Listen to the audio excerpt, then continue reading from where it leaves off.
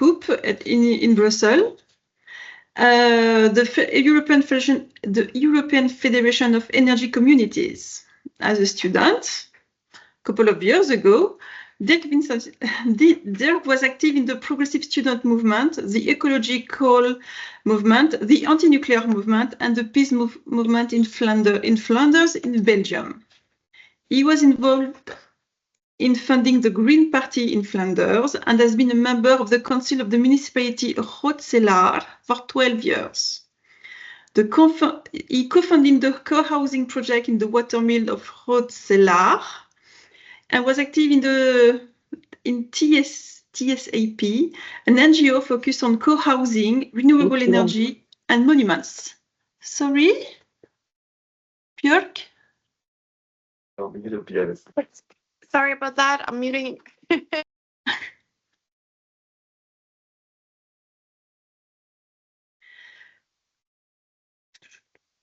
Dirk also co-founded the citizen energy cooperative EcoPower and the Organisatie voor Duurzame Energie van Vlaanderen.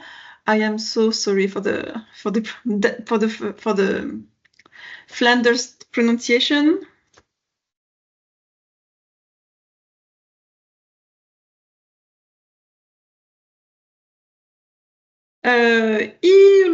He also co-founded and was the president of RESCOOP in Belgium until 5 years ago, and was the president of RESCOOP until last year. RESCOOP is the sector member of Cooperative Europe, the European branch of the International Cooperative Alliance, and is a board member of the Cooperative Europe. RESCOOP is also one of the main partners in the ENERCOM project. So Dirk, the floor is yours to tell us all about what energy community is. And you can see my presentation, yeah? We can see your presentation. Fantastic. So sorry about the problems. So after the introduction, I can immediately go to what is RESCOOP. So RESCOOP is the European Federation of Energy Communities. Not long ago, we called ourselves the European Federation of Citizen Energy Cooperatives.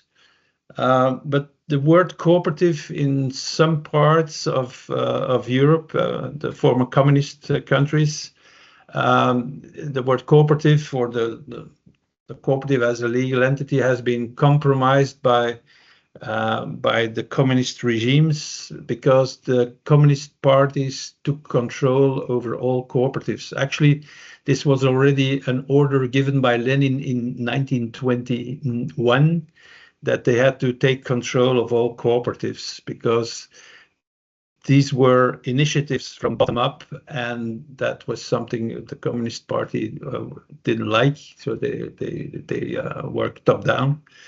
So that's why we asked the Commission when they were asking us what we would like when they were revising directives at the European level. They always talk to all stakeholders, and we asked them to give us a definition because the energy cooperatives or the energy communities, as we are now called, we are a different stakeholder. We're not public. We're not really private for profit, but we are private for not for profit. So that's why we are now called ourselves the European Federation of Energy Communities. So actually, it's not a very old federation. It was only established in 2013. It's a not-for-profit association based in Brussels, and it's a member-based organization. And directly, but mostly indirectly, because we have members who have national federations of energy communities. So we now represent about 2,500 initiatives operating across the EU, and also outside of the EU. For its due to Brexit, our UK members are now operating outside of the EU, of course. We also have members in non-EU countries or countries that hope to become a member of the EU. So our members are either the energy communities themselves or secondary structures like cooperatives of cooperatives. I will give some examples later. And the national or regional federations of energy communities or of cooperatives that also have energy cooperatives or energy communities as a member. What do? We act as a channel between the EU decision makers and civil society. We support energy communities with resources, tools, and contacts. We provide services. We facilitate the exchange through network events, and we foster cross-border collaboration between energy communities, and we promote the energy communities throughout Europe. So as I said, in 2015, the EU started revising directives on energy. So there are two directives that gave us a definition. It was the Renewable Energy Directive 2. It was already a revision, which gave us the Renewable Energy Community definition. And then they also revised the Electricity Market Directive, which gave us, where we got the definition of citizen energy community to make it a bit more complicated. It would have been better if we would have had one definition, but that's how it works in Europe. You don't always get what you really want, but you have to work with what you get. Actually, we were quite happy that we got these definitions because for the first time, there was an actor recognized that was not private or privatized public players, and this gave us a sort of recognition. Following these two directives, there was a whole what we call second generation EU legislation. So now, whenever other directives on energy are revised, like on energy efficiency or building directives, we see to it that energy communities are not forgotten and that we are in it. So that's what you could call lobby work or advocacy work. So yeah, that's what I told already. So in these directives, they are directives, which means that the member states in Europe have a lot of wiggle room. Let's say that they can, the result in every member state is often very different. So the member states can always choose how to implement it to be more strict or less strict. But there, in these directives, however, are certain things they have to do regarding these energy communities. They have to transpose these definitions. They have to identify the potential of these energy communities within their country or region.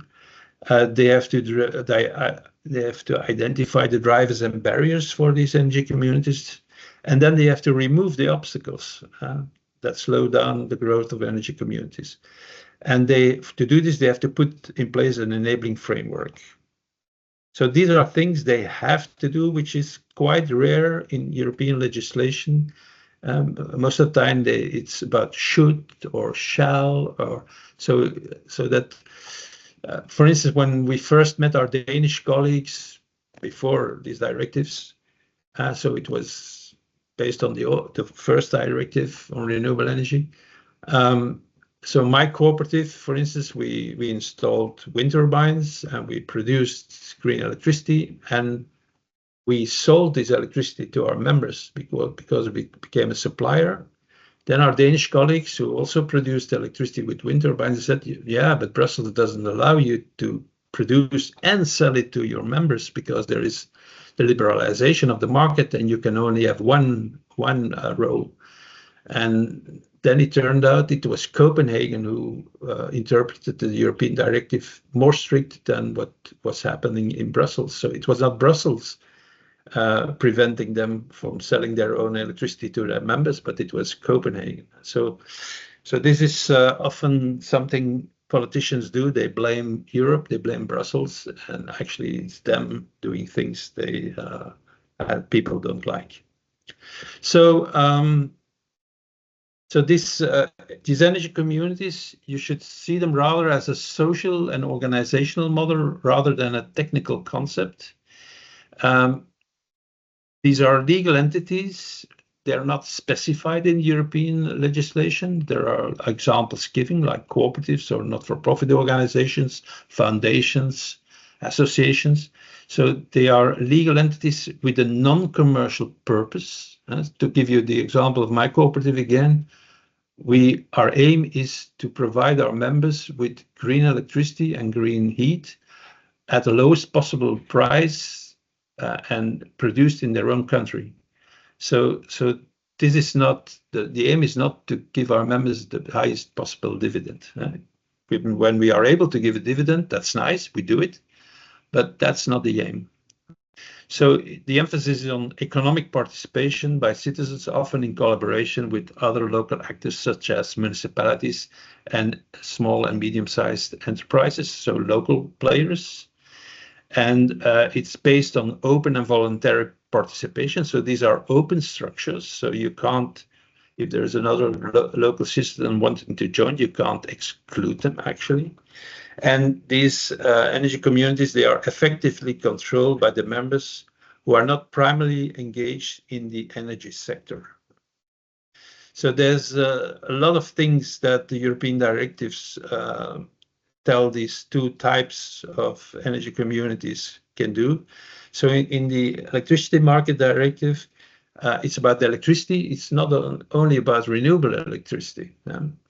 And so you could say that one is a subset of the other, but definitions are not really 100% compatible. So there's a bit of an issue there. But I will give examples of all these activities our members are doing, and Europe wanted to give all European citizens the same possibilities of engaging in the energy sector. That was one of our aims, and also Europe supported this. Let's say that most of the energy communities in 2015 were from Northwestern Europe, Denmark, the Netherlands, Germany, Belgium, the UK, still, they were still in. And it was more and more lacking when the more you went south, there were less initiatives, and in the east, they were absent, let's say. So what makes an energy community is the way you do it. And what is, and I talked to Marianne before, actually most initiatives are a response of citizens and other local actors to a problem or to an opportunity. So if there is in Iceland not really a problem with energy, then it would be fantastic if there were energy communities. So for instance, a problem could be, and also to give you an example, there have been energy cooperatives since the electrification of Europe started. Even before, there were energy cooperatives who sold coal and petrol in the UK. So there are, some of our members are more than a century old. In Germany, when the electrification of Germany went on, the rural and mountainous areas where there was no profit to be made, they were left behind. So what happened there is that either people set up cooperatives and put up the grid themselves and produced electricity with water mills, for instance, or the municipalities did it in a sort of public entity. So in Germany, there are still Stadtwerke, which are public utilities, linked to a city or a small region. And there are also still cooperatives who are more than a century old. Of these cooperatives, there were more than 6,000 until the Nazis came to power. And of these 6,000, and there were hundreds of Stadtwerke as well. Of these 6,000, only 40 survived centralization by Nazism, by communism, and in the more recent years by neoliberalism. So the ones who survived, they had their own production. So they had a hydropower scheme mainly in mountainous areas. So most of these initiatives are a response to a problem and opportunity. My cooperative was created because with some young people, we bought an old derelict water mill, but it was a national monument, which used to produce electricity for a village here. And since it was a national monument, the government asked us to start up the hydropower scheme again and produce electricity. So that was rather an opportunity than a problem. But there are, in Denmark, there were initiatives that were started when the government wanted to build nuclear power plants and people didn't like it, so they built a wind turbine, an experimental wind turbine. And as a result, they have a whole wind turbine industry now in Denmark. There in Germany, there was a cooperative. The cooperative was created in a village after Chernobyl, so they wanted to get rid of nuclear, and their electricity company was not interested in renewables, so they took over the grid, and they became their own supplier and producer. So it's most of the time it's a response to a problem and opportunity. The legal form is not always a good indication, so sometimes they are organized as an anonymous society, but they work as a cooperative. And but we restrict our membership to those initiatives that comply with the ICA principles. And I will leave you the presentation. So I see that. So these are 7 principles. So we belong to the International Cooperative Alliance. So these are our principles. So what do energy communities do? So it's quite different what our members do. Sometimes they combine things. Most of them, they produce renewable energy. So renewable energy sources production. Like for instance, Middelgrunden in Copenhagen, they own half of an offshore, nearshore wind farm, and 50% of the wind turbines is owned by the cooperative, 50% by the public utility. Actually, they do the maintenance of the whole wind farm because they do it with cheaper than the municipality could do it. RESCOOP is in Belgium. All the 34 energy cooperatives in Belgium, they joined platform cooperative to go offshore. So we now have a participation in an offshore wind farm, and we are participating in a new tender for the new offshore wind farm in a consortium with other Belgian players. Some of the energy communities, became a supplier, or they are already more than a century supplier. Some examples there. Cociter in Wallonia, it's an initiative of the Wallonian, the French-speaking Belgian cooperatives. They are a supplier. They supply the members with their customers with the electricity of the cooperatives. And RESCOOP is one in France and Austria in Italy.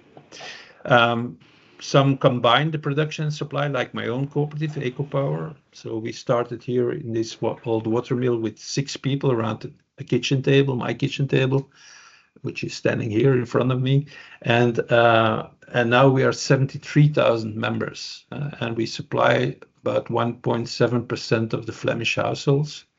So we're one of the bigger energy cooperatives, energy communities across Europe. These bigger ones, they are the ones who not only produce but also supply. Some Energia is one of these other big cooperatives in Spain, for example. We have some members who do energy monitoring, so that households get a good view on what they are consuming. Often it's more than electricity. It's also gas. It's water. It's even waste. You can monitor your waste production. And so Energy ID is one of these players, one of these members who is doing this, and they share their know-how with others who are interested. Then we have quite a lot of initiatives with electrical car sharing, and we saw more and more of these initiatives coming. Some of the renewable energy producing cooperatives, they started doing this as a side activity, and we brought them together. And we created the mobility factory. So they now have a common app. So we develop the app and make it better every year. It's becoming better, and so now about 30 or 40 initiatives who use the same app across Europe.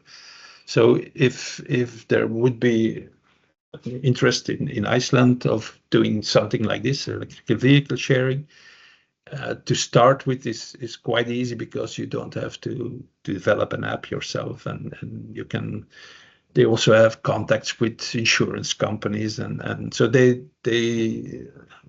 joining helps you start faster, let's say.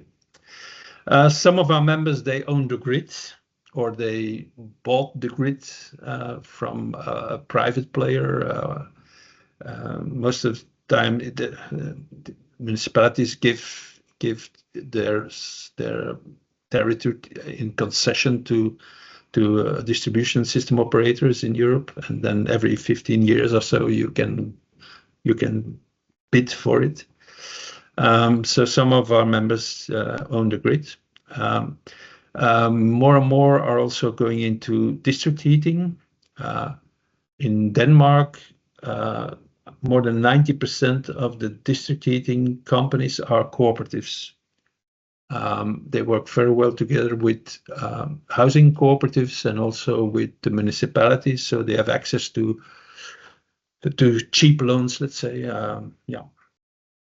In Denmark, more than 70% of the people are connected to district heating. So in other countries, it's lower. But for instance, in the Netherlands and also in Belgium, my own cooperative, we now have two district heating networks already. So that's for most cooperatives, this is a rather new activity in Germany. Most cooperative energy communities that are created now are into heating and cooling. Then there are there are energy communities who are financing cooperatives and who organize citizen engagement.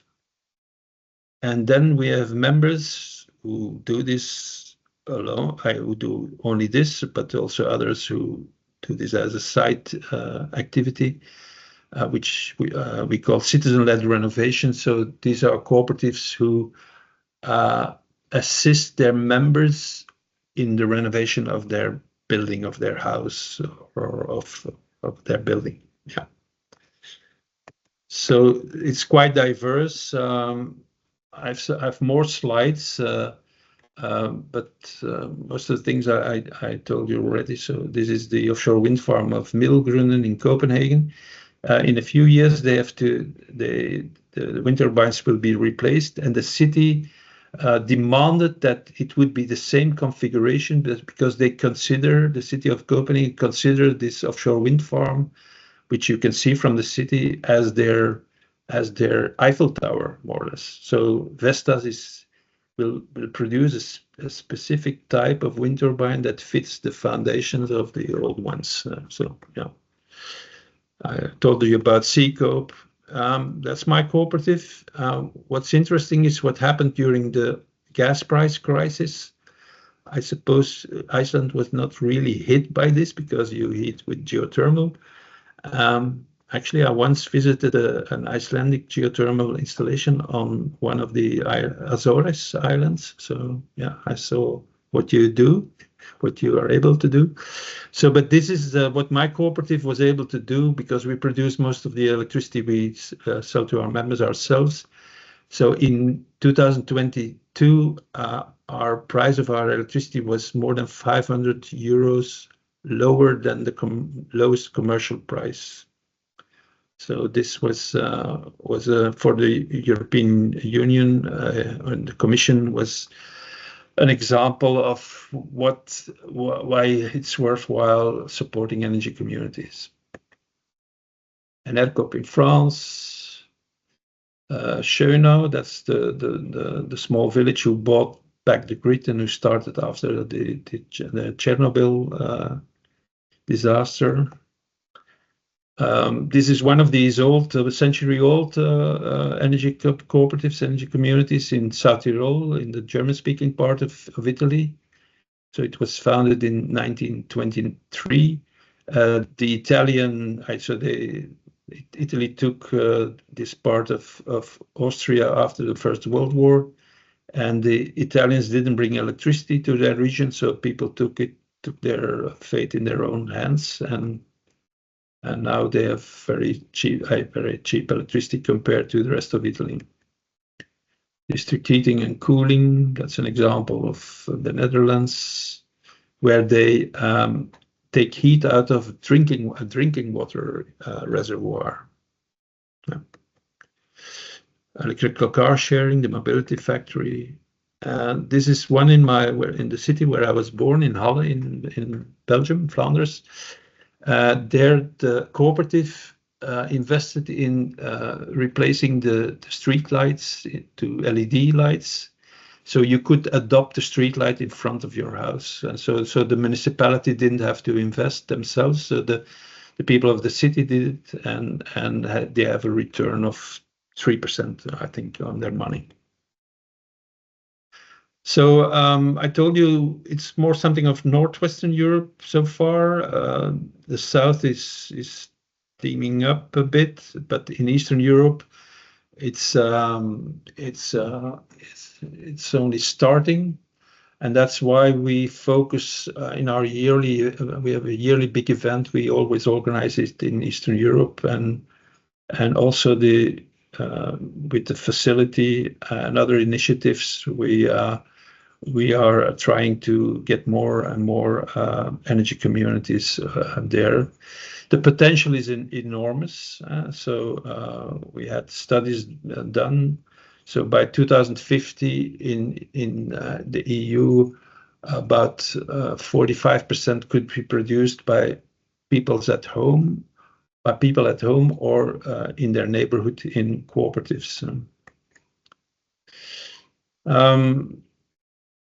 So we see, and the question is, of course, whether this is true in Iceland because of your specific situation. The benefits of producing energy with energy communities, that we foster the clean energy transition, and we help local governments and to meet their climate targets by keeping the profits local. We foster social acceptance for the energy transition, and for instance, for installing a wind turbine so that you can see. But if the profits stay local, people have the tendency to find it beautiful, and when it's installed by a foreign investor, they tend to don't like it.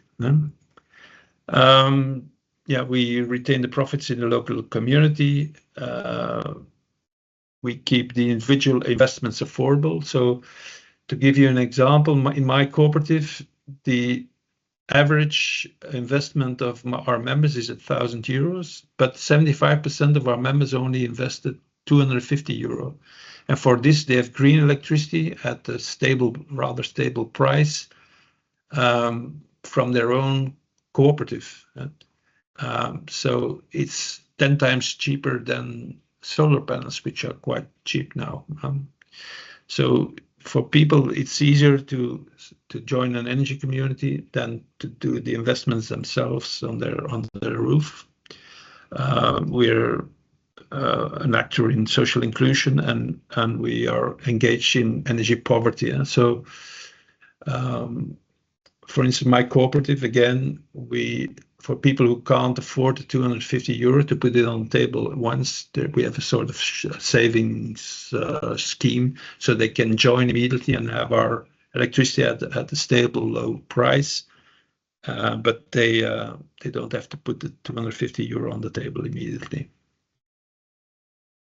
So we, as a federation, we follow up on what the member states do with these definitions, with the implementation of the concept, and you see a lot of red still. So there's still a lot of work. So and that's why we keep an eye on it. So you see, Iceland is not on it. UK is out. But you see that in Eastern Europe, we still have a lot of work. Yeah. So that's why we do a lot of capacity building as a federation. We have this website, the Energy Community Platform, where we put all kinds of tools which are handy to set up an energy community. We show you the way to information guides and so on. And every year we have a big event, mainly in Eastern Europe. So now it was in Poland. Last year it was in the Czech Republic. Then we've been to Athens. Next year probably will be in Latvia. Not sure yet, but yeah. Yeah, and then we come to the facility. And then I think. I'll hand over to Marianne. Probably there are some questions. I'll stop sharing. I hope I didn't take too much time. Thank you very much for the presentation. I will open the floor for questions, because as we discussed with Dirk, I don't even know. Dirk. Yeah. There is no such thing as energy communities here in Iceland, and I ask you to come and make the presentation so the participant today could have a chance to see what is possible to do with the existing organization today in Iceland, and how they can grow. So I will leave the floor for anybody who has a question.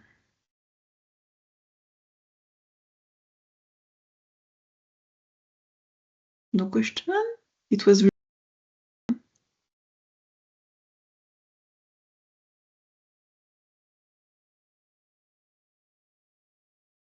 maybe question on the chat.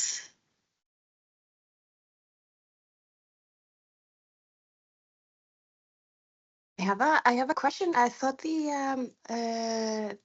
examples you mentioned regarding both the car sharing and also the district heating examples. I feel like those might be examples that could be very interesting in an Icelandic context.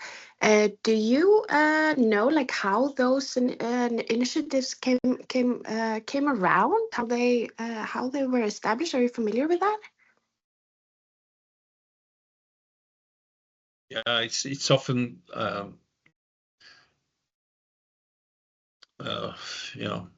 let's say in Denmark they are quite old initiatives. So they started after the Second World War. They often started with waste heat from industry. And to give again the example, I know best my own cooperative. So there was we have a factory producing they have excess heat near Antwerp, and they wanted to connect a second factory of the same group, and in between there was new houses being built, 400 new houses, so there was an opportunity. But the public utility looked at it, and it was not profitable enough. So that's also something we see, that public utilities are more and more run like for-profit organizations. So the municipalities and the other public players, owners, they want profit. And so they decided the profitability was not high enough, so they decided not to do it. So then two energy cooperatives were given a chance, so there was an opportunity. And we, as a cooperative, as an energy community, we look at longer term than commercial companies who look. The longest term they look is 3 years. That's my experience. But we see, when you're talking about district heating, you should look at 50 years. So, and that's the time schedule we as cooperatives we look at, actually.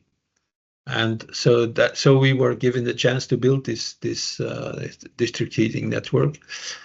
So it's often there's an opportunity, or there's it's like data centers.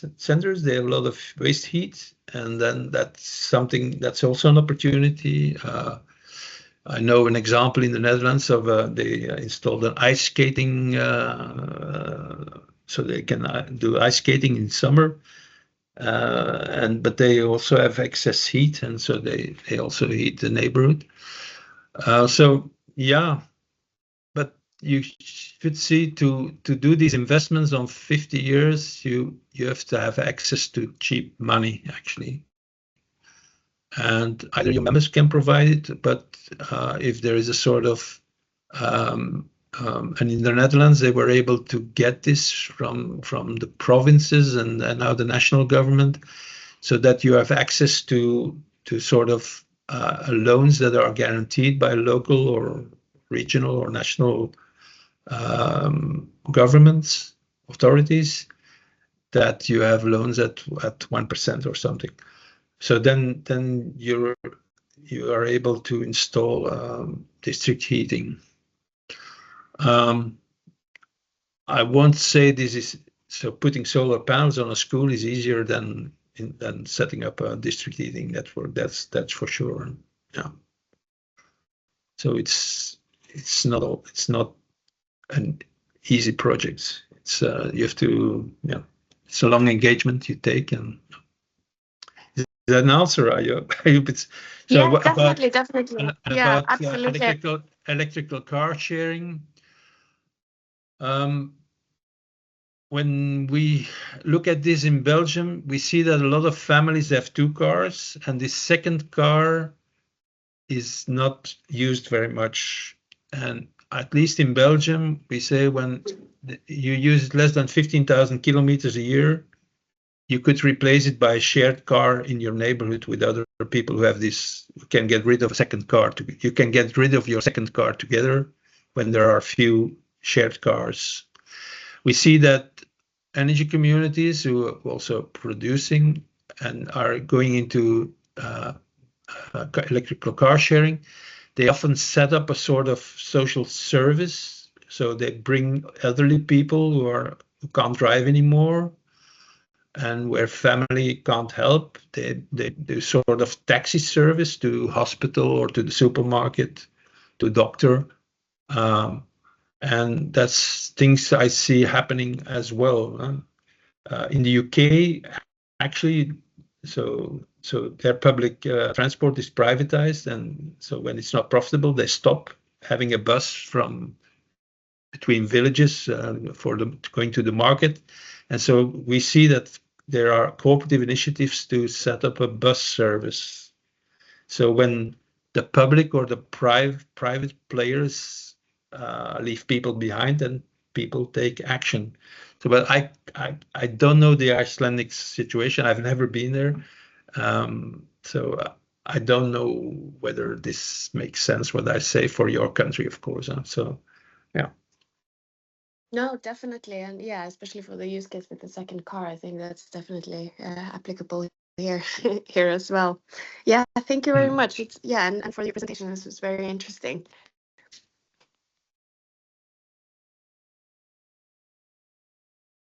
Anybody else has some question of some ideas that could be applied in Iceland and would have some more insight from Dirk?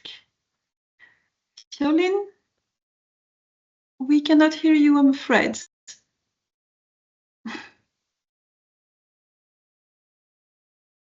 Okay. She has a similar problem as I had in the beginning, I'm afraid. Yes.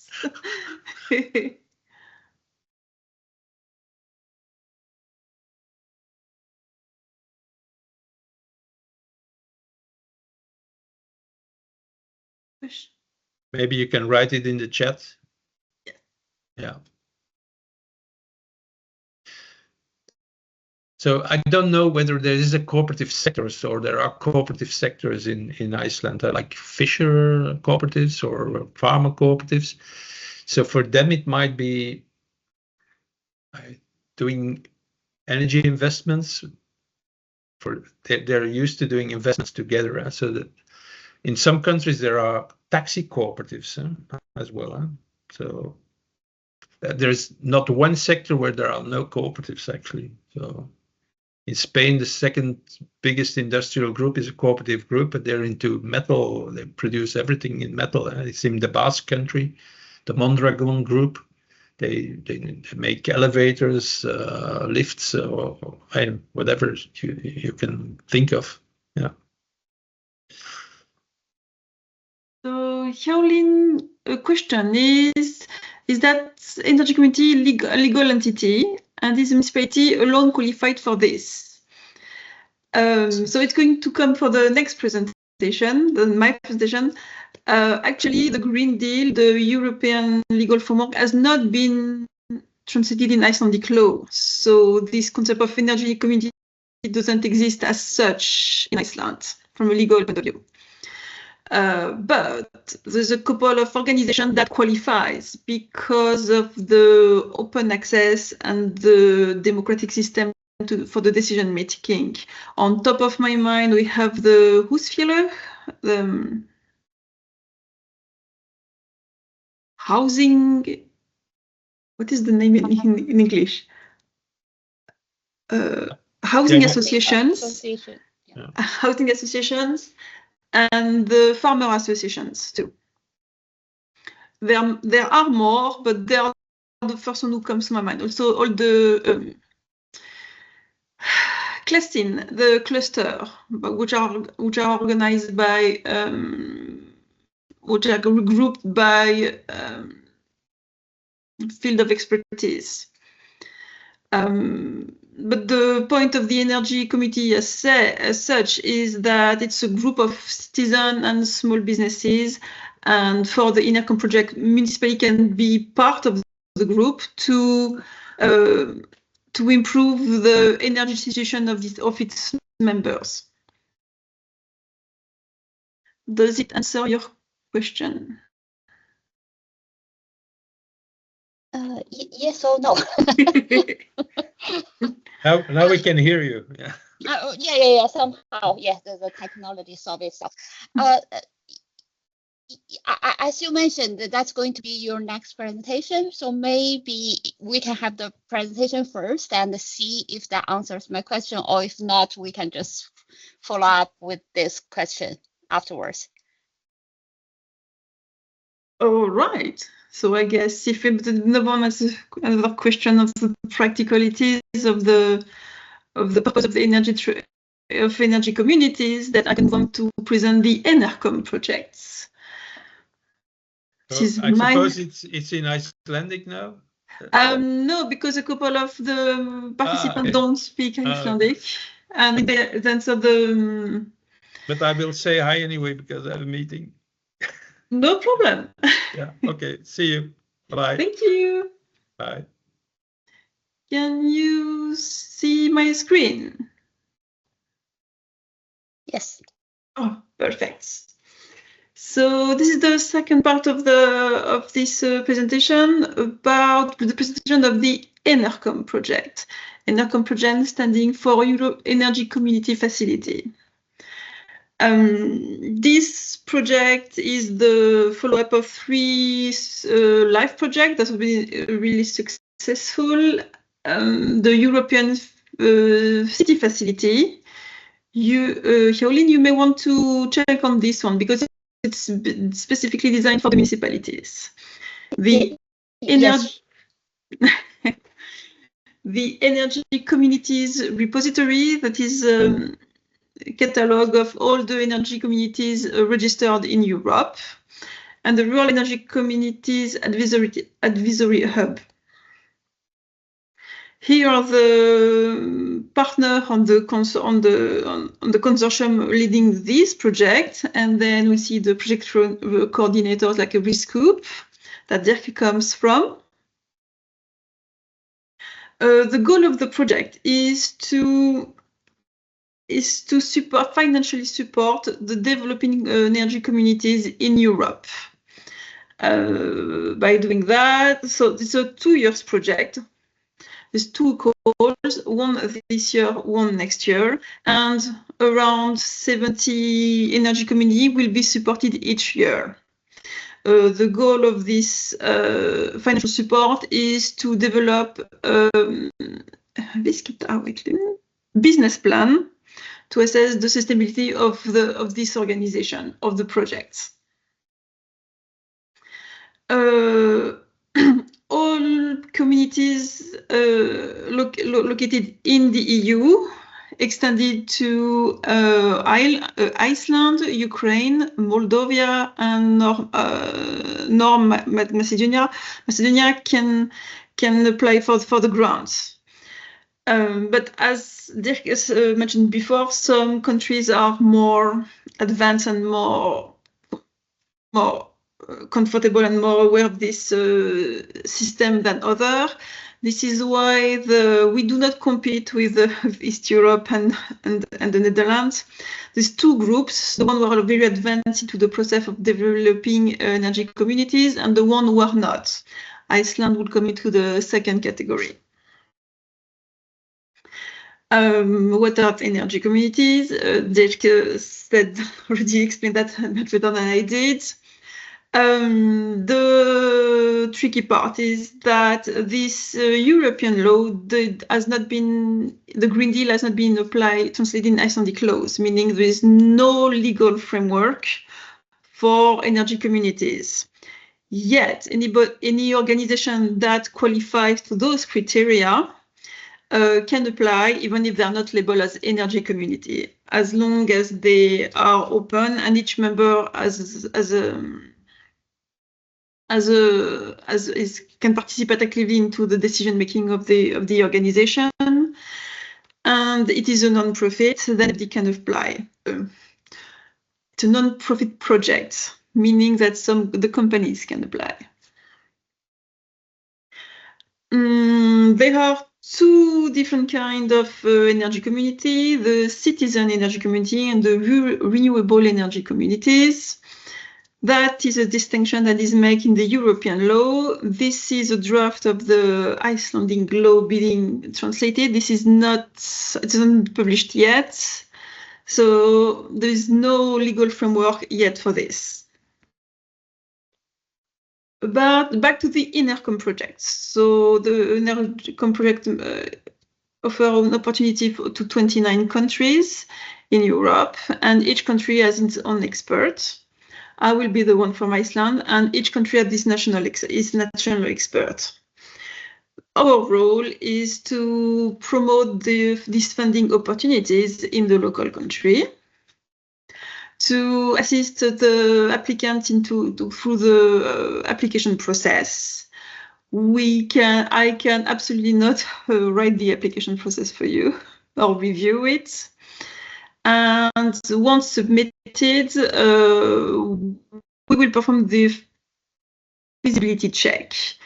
Basically, it is to make sure that the your organization qualifies the energy community definition in the national laws. This is the easy part for me. Once the beneficiary will be announced, so we will assist them to hold the process on writing the business plan, and each beneficiary will have a mandatory capacity building program to attend to assist them to the building of the writing of the business plan. And for the one who has not been chosen for this round, like give a thorough feedback on why the application didn't go through. As we mentioned earlier, there is 2 calls, one this year, one the next one. The deadline for this call is on the 30th of September. And next year it will be around summer.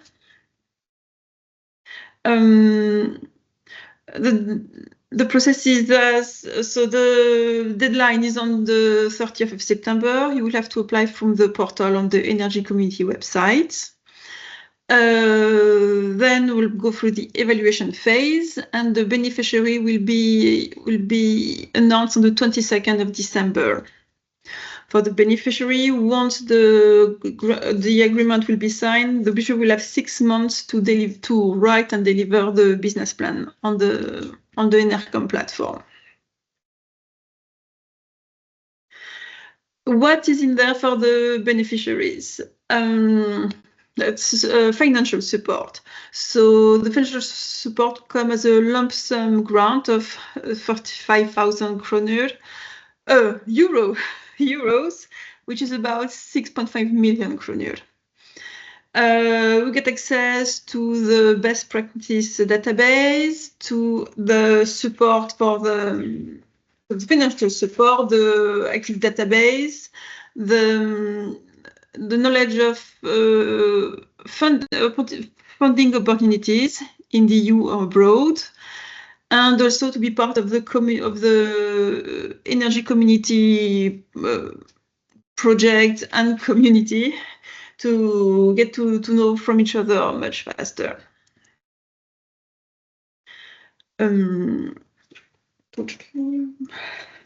So what is in there? Like new skills, visibility also, because the ENERCOM project will give you the visibility among other existing and other beneficiaries, and the access to the EU funding. Do you have any questions?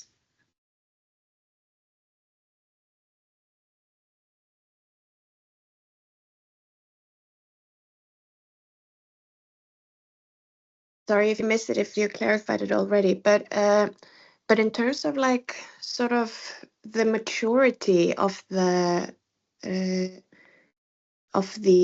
idea or of the concept, do you have kind of an indicator of what the required maturity is? Can it be just a completely new idea, or does there need to be some sort of like a proof of concept or some backing behind it? So as I said, there's some energy communities that are already well established, and for this, it is about developing a project and see its feasibility through writing the business plan for this project. So through the application process, they will define how advanced is the project and how feasible it is. It can be an idea, it can be just an idea, just explain to the application form which step already been taken to assess the feasibility, which contact has been why, what. It's all into the application form. Right, great, thanks. To answer Xiaolin, right? Answer previously, the municipality cannot apply for these grants, but they can be part of a community. They can be part of the community that is going to apply for the grants. Yes, I think I understand that. But when you say the community, the municipality can be part of it, is this? But we also mentioned there's no legal framework in Iceland regarding to the accurate definition of energy community. So this community can be just a loose entity. It doesn't have to be set up legally in Iceland, right? Someone has to apply, and among the entity, the organization that can apply are the NGOs, the cooperatives, and the companies. If a company come with a project that involves members, that works. All right. Okay. Thank you.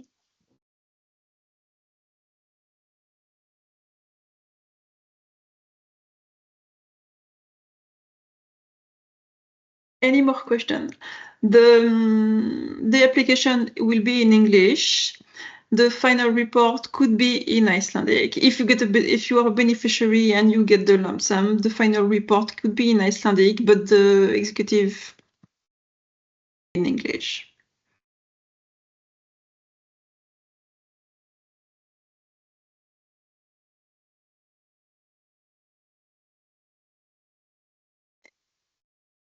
Any more questions?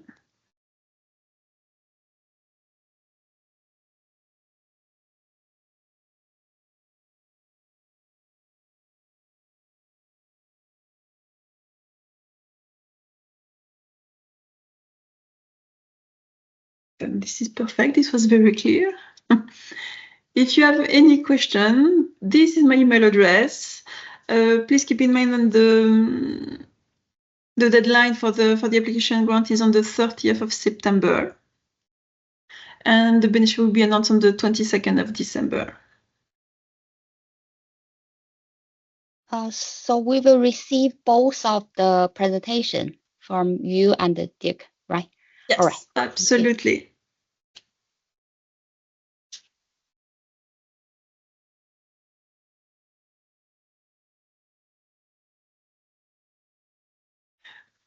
In the meeting invitation was also all the link to the website when you have access to all the documentation regarding the application and the eligibility check to make sure that your organization qualifies to apply for the grants.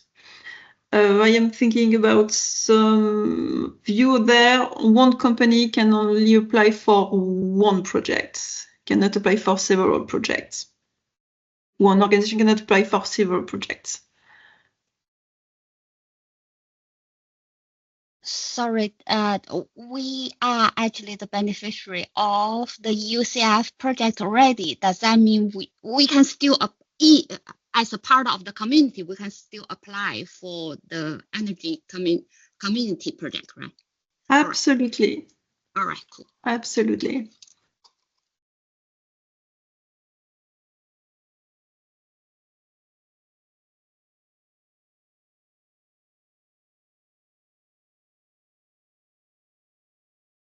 Any more questions?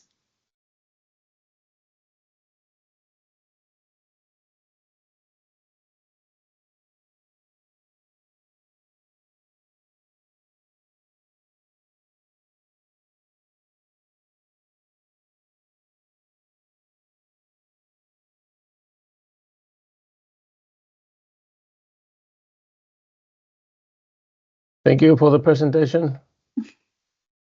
Bye-bye. Thank you for attending. Please let me know if you have any question.